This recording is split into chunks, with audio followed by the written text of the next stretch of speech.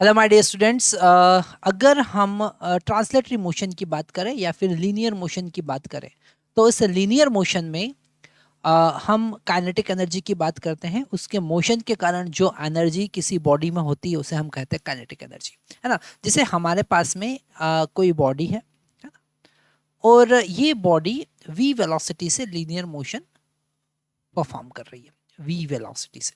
Okay, तो इस body का जो काइनेटिक एनर्जी है वो काइनेटिक एनर्जी होगा 1/2 mv², 1/2 mv²। ये हमको पता है। और इस एनर्जी को हम कहते हैं kinetic energy for linear motion. इसको हम क्या कहेंगे? Kinetic energy for for linear motion, है ना। इसको हम कहेंगे kinetic energy for linear motion, linear motion के लिए काइनेटिक एनर्जी।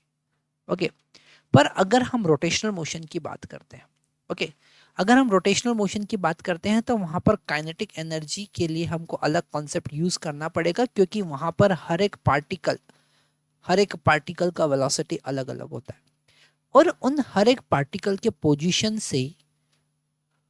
पोजीशन के अकॉर्डिंग उसका वेलोसिटी हम फाइंड कर सकते हैं। उनके बीच में एक रिलेशन होता है। हमको पता है किसी भी पार्टिकल का वेलोसिटी निकालना है तो उसका पोजीशन इनटू ओमेगा। तो यहाँ पर अलग अलग पार्टिकल का पोजीशन अलग अलग, इसलिए उसका अलग अलग वेलोसिटी, पर ओमेगा सबका सेम। ओमेगा क्या होगा? सबका सेम होगा। तो उसके अकॉर्डिंग हम रोटेशनल काइनेटिक एनर्जी फाइंड कर सकते हैं। तो अगर हम काइनेटिक एनर्जी की बात करें रोटेशनल मोशन में स्पेशली, तो हम उसे दो पार्ट में समझेंगे। Kinetic energy for linear motion और translatory motion. Okay, for linear motion. और यहां पर लीनियर मोशन के लिए हम फार्मूला यूज करेंगे काइनेटिक एनर्जी, और उसे हम टी से डिनोट करते हैं, KET, and it will be half m VCm²। अब यहाँ पर VCm क्या है? VCm है velocity of centre of mass. VCm क्या है? Velocity of centre of mass, उस बॉडी के सेंटर ऑफ मास का वेलोसिटी। ओके, पर अगर हम काइनेटिक एनर्जी रोटेशनल मोशन के लिए देखें, kinetic energy for rotational motion, kinetic energy for rotational motion अगर हम देखते हैं तो यहाँ पर हम अलग कॉन्सेप्ट यूज करेंगे। हम यहाँ पर मोमेंट ऑफ इनर्शिया का कॉन्सेप्ट यूज करेंगे।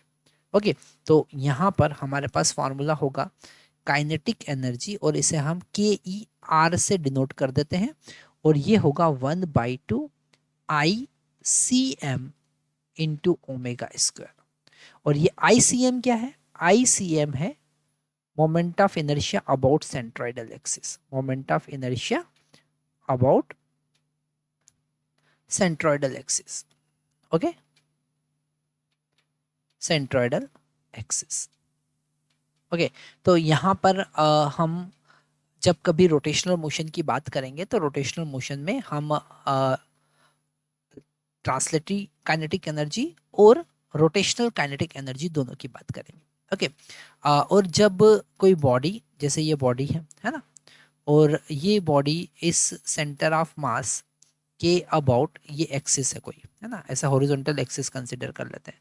ये हॉरिजॉन्टल एक्सिस के अबाउट ऐसे ओमेगा स्पीड से रोटेट कर रही है, और इसका सेंटर ऑफ मास भी VCm स्पीड से मूव कर रहा है। तो अगर आप टोटल काइनेटिक एनर्जी की बात करेंगे तो टोटल काइनेटिक एनर्जी होगा half m VCm², it is for the translatory motion, plus 1/2 ICM ओमेगा²।